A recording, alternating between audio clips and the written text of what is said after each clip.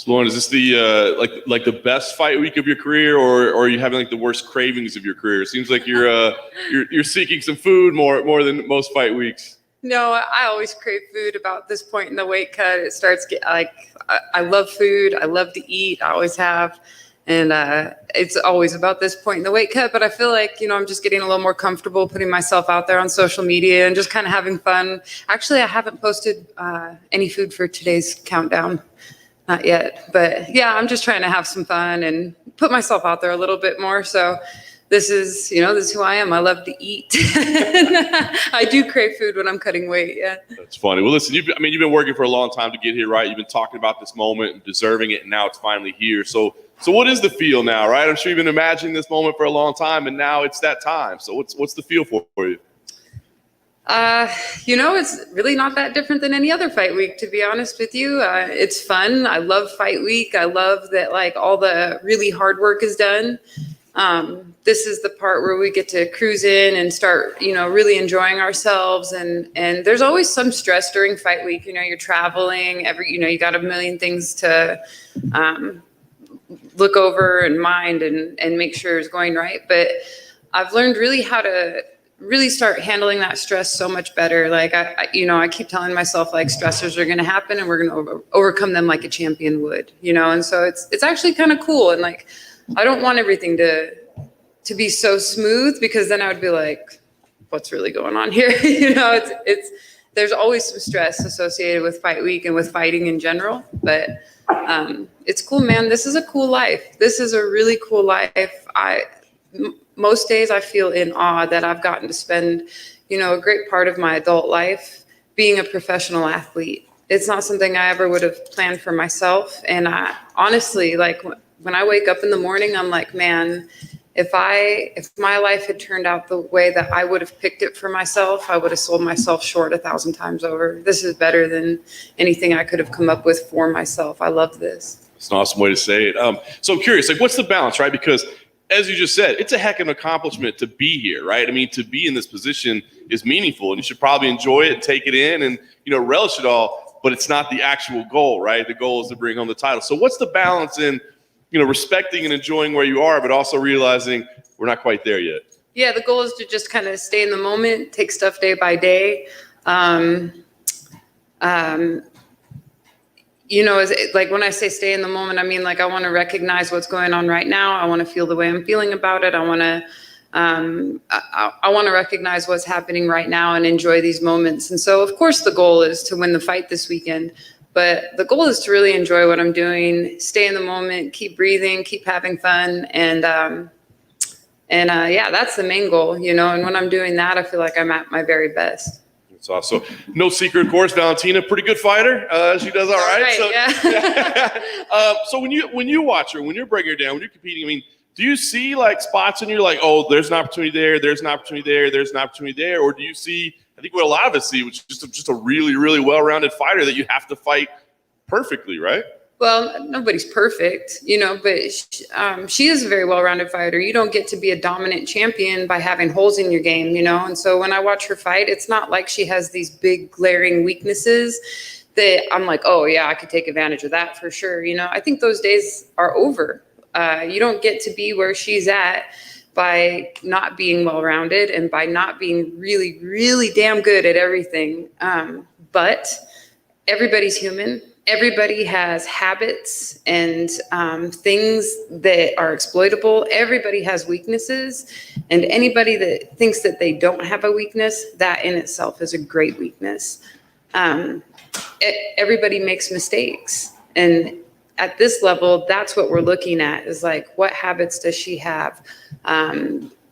What areas can we take this fight where I feel the most comfortable? How are we going to accomplish that? What sequences do I want to accomplish in this fight? And so, yeah, when I watch Valentina, of course she's a great fighter. Of course she's well-rounded. That is what makes her such a formidable opponent and such a dominant champion.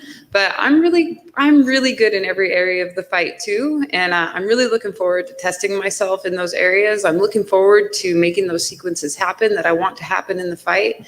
And honestly, I can't wait to go show you guys how good I've gotten. I can't wait. It's going to be awesome. It's awesome. Last thing for me, I guess, What would this win mean for you, right? I mean, as you said, it's already a victory that you're here. You know, you've gone well beyond what you envisioned for yourself. But what would a title-winning performance here mean for you? You know, it would be a really cool moment in a career full of really cool moments, honestly. Like, and I hope, you know, people are like, is this the greatest moment of your career? And I'm like, damn, I hope not. I hope there's more great moments after this. You know, I hope that this is not the pinnacle. I hope the pinnacle is somewhere far beyond than what I even imagine now. You know, because like I said, if I got everything that I wanted and if things worked out the way I thought they should, I would have sold myself short. So who knows what the peak is of my career? I don't know yet, you know, but that's what I'm trying to find out here. So this is just one more step in that journey, and winning that title on Saturday night is going to be a huge accomplishment, obviously, for me and for my coaches. But it's just going to be a testament to finding out how far I could push myself. I want to know what's possible for me.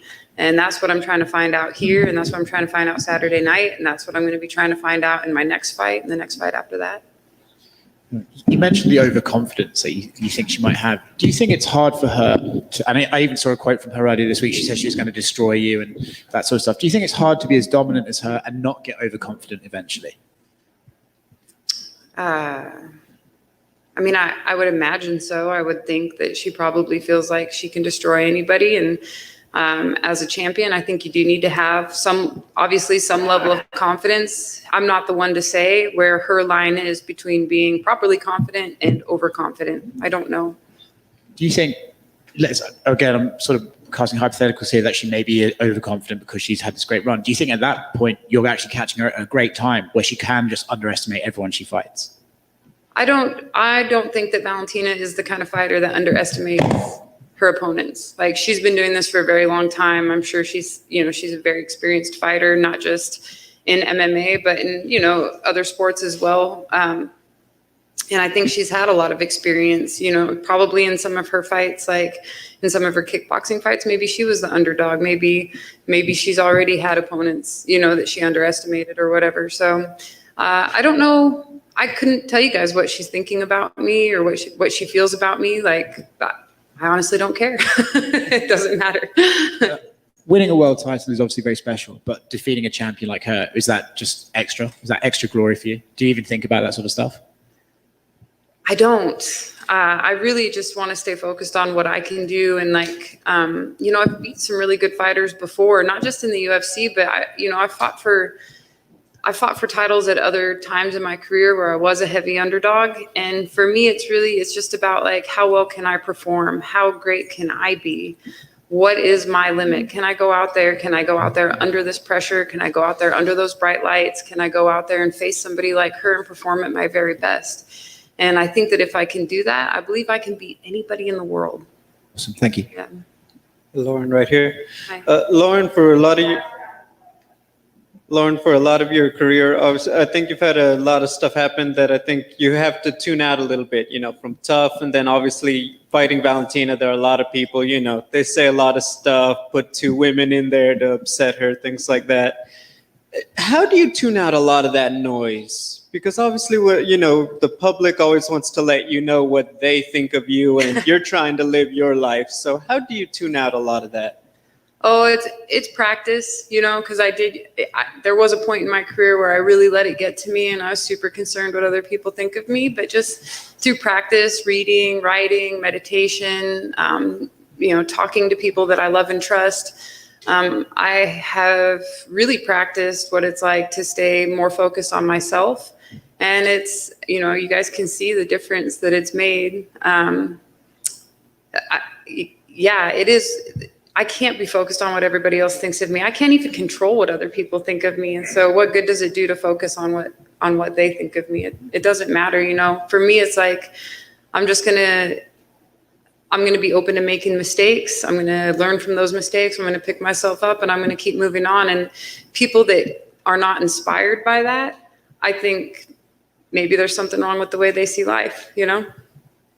You've obviously been open about a lot of stuff you've gone through in your life as you've talked with us throughout your career. Fighter nickname, Lucky. What would you say is the luckiest thing about Lauren Muprhy? Oh, it's my marriage. I don't know, but somehow I talked Joe into marrying me, and I'm the luckiest girl in the world to have a husband. Like him. Like really, I feel very blessed to have the marriage and the relationship that I have with such a great man. I feel very blessed that my son has grown into the man that he's grown into. He didn't have to. He didn't exactly have the easiest childhood. He didn't always have the best examples around him. And somehow, it seems like it's really out of my control. He has grown into a great, kind, hardworking, honest man. And I love that those are the two main men in my life, that they have inspired each other and inspired me so much. But my relationship with my husband has changed my life so much. And no matter what happens this weekend, it's not going to affect our marriage at all. And for me, it's like that really is actually why I feel like I'm the luckiest woman in the world. Quick side note, a lot of fans really like the poster for this event, and obviously you're featured on it. Are you a big fan of like the memorabilia from events you're part of, or you're not really concerned with all the knickknacks that come with being a UFC fighter? Oh yeah, we keep the stuff. Like we keep the posters. This poster for sure will go up somewhere cool in our house. It's cool to have your face on a UFC poster. Come on, how many people can say that? You know, how many people have fought for the UFC championship? We have all the belts that I've won. We have those displayed in our house. When I won Fight of the Night back in 2016, and it was my first UFC win and a finish, we got a shadow box made of that. Like, it's cool, you know, when I'm old and gray, I want to be able to look back on this stuff and go through all the knickknacks and memorabilia and hopefully show them, you know, to my grandkids and great grandkids or whatever, and be like, yeah, we did it. Thank you.